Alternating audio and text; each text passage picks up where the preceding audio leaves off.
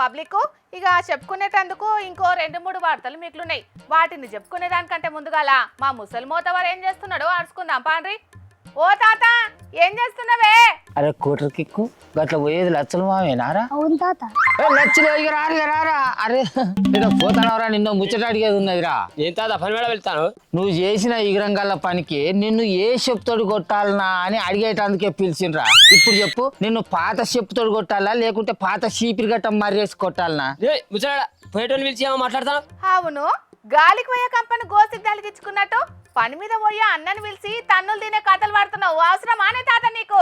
ఏంటి నేనే తన్నులు తినే కథలు పడతా? నానే కాళ్ళ మొకందానా? వీడు చేసిన లేకిడి పని ఏందో ఎరికేనా? ఎలక ముద్దానా? వీళ్ళు ముచ్చడి చెప్పేది ఉంటే నువ్వే చీపిరి గట్ట మర్రేసి వీడిని కింద మీద దూడతావు. ఎరికేనా నీకు? అంత అల్కతకు పని అన్నేం చేసిండే ముందర చెప్పు నాకు. అరే అది కాదురా లచ్చుడు, నీకు ఆల్రెడీ ముంగట 3 ఎకరాలు ఎండుకనే పాయ. మనిషిని చూస్తే నాకంటే ముసలోని తీరుగానే ఉన్నావు. ఇప్పుడు నీకు ఈ వేజ్లో ఇన్ని కథలు అవసరం ఆరా? నాకు చెప్పరా, ఓ ముచ్చట చెప్పు. అడుగుతాను చెప్పు. దేహే ఇంతగా అన్న చేసిన పని ఏందో చెప్పమంటే దీర్ఘాలు తీస్తున్నాయింది ముసలడా. ముచ్చటేందో సుత్తి లేకుండా సూటిగా చెప్పు. ఏమో నాన్సబడుతుంది. ఆ వెనుకటి కాలంలోనే కన్నోళ్ళని కాదని నువ్వు అయ్యవాళ్ళని ఎదిరించి నీ పొల్ల ఇద్దరాకం ఇచ్చపడి ప్రేమించి పెళ్లి చేసుకున్నారు. అసొంటప్పుడు ఎంత మంచిగా కలిసి ఉండాలరా బాడుకావు. గీ వేజ్ లో గిప్పుడు ఇద్దరు పోరగాళ్ళు పుచ్చినాక ఇరుపు కాగితం కావాలని అడుగుతావురా? సిగ్గుశర ఉన్నదిరా వీనికి కొద్దిగానన్నా? అవ్వా ఇదేమందమే అన్న. మా ముసలోడు చెప్పినట్టు నీ పిల్లలతో ఇడాకులు తీసుకోవాలని చూస్తున్నావా? మరి నేను ఇప్పటిదాకా ఎందుకు తిడతాను అనుకుంటానో అమ్మ? నేను పిల్లమాట కర్రెగా ఉన్నదని ఇడుపు కాగితం ఇవ్వాలని చూస్తాడట. అరే ప్రేమించి పెళ్లి చేసుకుంటే అప్పుడు తెలియలేదు అరే నీకు? పిల్లం ఎర్రగున్నదా, కర్రెగున్నదా, దొడ్డుగున్నదా, పక్కగున్నదా అనేది? నీ సిగ్గు శరం లేని బతుకలం ఈ పోరగాలు తిడతాను కాదురా నిన్ను? చీసి నీదేం బతుకని బతుకుతున్నవే అన్న. కలిసి 7 అడుగులు నడిచి కష్ట సుఖాలల్లా కలిసిమెలిసి ఉంటామని అగ్నిసాక్షిగా ప్రమాణం చేసి పెళ్లి చేసుకొని ఇప్పుడు నల్లగున్నదని ఇడాకులు తీసుకుందాం అనుకుంటున్నావానే? పెళ్లి అయ్యేటప్పుడు ఎరగానే ఉన్న తాత, పెళ్లి అయినాకనే ఖరీగా అయింది. అందుకే చూస్తాను. ఎవడన్నా ఇనేది ఉంటే ఎడవకాలు చెప్పుతోటి ముఖం మీద దంచుతారు. నీ సిగ్గుశరం లేని ముఖంలో చెప్పు.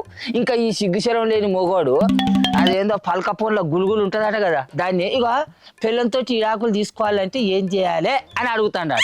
ఇక ఈ పలక ఫోన్నేమో ఇడాకులు తీసుకోవాలంటే ఎవరెవరిని కలవాలి, ఏం చేయాలి అనేది అన్ని ముచ్చట్లు చెప్పిందట అంటున్నావు. అరే టచ్ ఫోన్ లో ఉండే గూగుల్ అసిస్టెంట్ ను అడిగి తెలుసుకున్నాడు కావచ్చునే.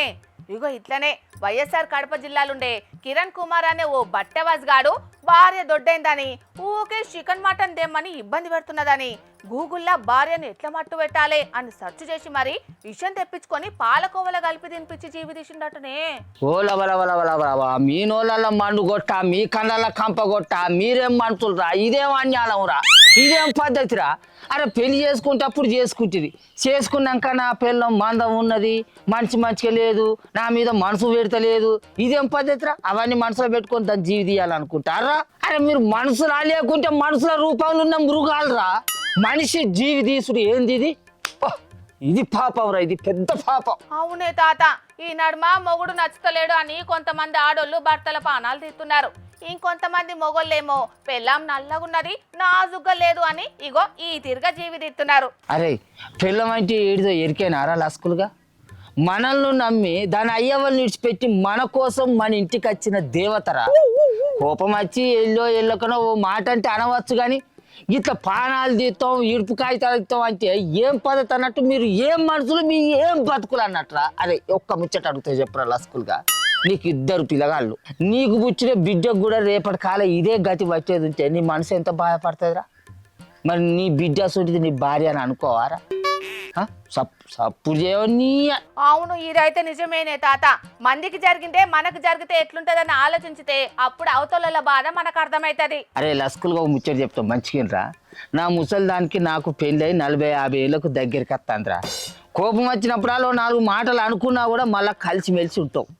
అదంటే నాకు పాయరం, నేనంటే దానికి గౌరవం.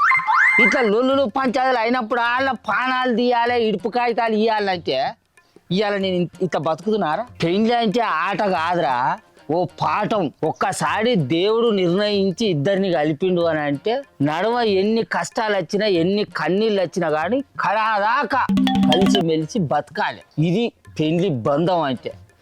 తాపక ఇడుపు కాగితాలు ఇస్తా, నా పిల్లం నల్లగున్నది, దొడ్డుగున్నది, చక్కగున్నది, సన్నగా ఈ ఊసిపోయిన బతుకుల మీ తాత నాకు అర్థమైంది కానీ పెద్ద మనుషులు ఇటుకు అయితే ఇప్పిస్తా అంటారుగా.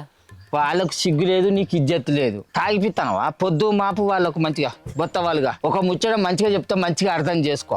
మంది చెప్తాను కదా అని వాళ్ళ మాటలను నమ్మినావు అనుకో, నిన్ను నువ్వు బొంద తీసి ఆ బొందలో పెట్టుకున్నట్టే. నీకు నువ్వు మంచిగా ఆలోచన చేసుకొని బతుకంటే బడి చదువు కాదురా, ఒకళ్ళు చెప్తే నేర్చుకునేటందుకు. అది నీకై నువ్వే అనుభవించి నేర్చుకోవాలి. ఆవేశపడకు, మంచిగా ఆలోచించి బతుకు, సరేనా? ఇక అబ్బా మంచిగా చెప్పినావు తాత. రేపటి సంది నా పిల్లల్ని మంచిగా చూసుకుంటా. ఇటుకు అయితే ఇయ్యగా. సరే ఇవ్వ, మంచిగా బతుకు. మంచిగా బతుకుతే నువ్వే మంచుకుంటావు కాదురా. కుట్రకి నువ్వు పెళ్లి చేసుకుంటావారా? మంచిగా చదువుకోవాలి. నిండు నూరేళ్లు కలిసిమెలిసి ఉంటామని 7 అడుగులేసి లగ్గం చేసుకున్నోళ్ళు చిన్న చిన్న కారణాలతోటి జీవి తీసుకున్నాడో చేస్తున్నారు. కోళ్ళు మేకలను చంపినంత అల్కగా మనుషులను చంపుతున్నారు. భార్యాభర్తలకు ఒకరి మీద ఒకరికి నమ్మకం ఉండాల్సిన జాగల అనుమానం అనే పెనుభూతం ఆవహించి చాలా కుటుంబాలు చిన్న భిన్నమవుతున్నాయి. ఇంటింటికి మట్టిపోయి అన్నట్లు ప్రతి ఇంట్లో చిన్న చిన్న గొడవలు ఉంటాయి. వాటిని పెద్దగా చేసుకోకుండా మంచిగా కలిసిమెలిసి ఉండాలి. అంతేగాని పానాలు తీసుకుంటే ఏమొత్త చెప్పుండ్రి.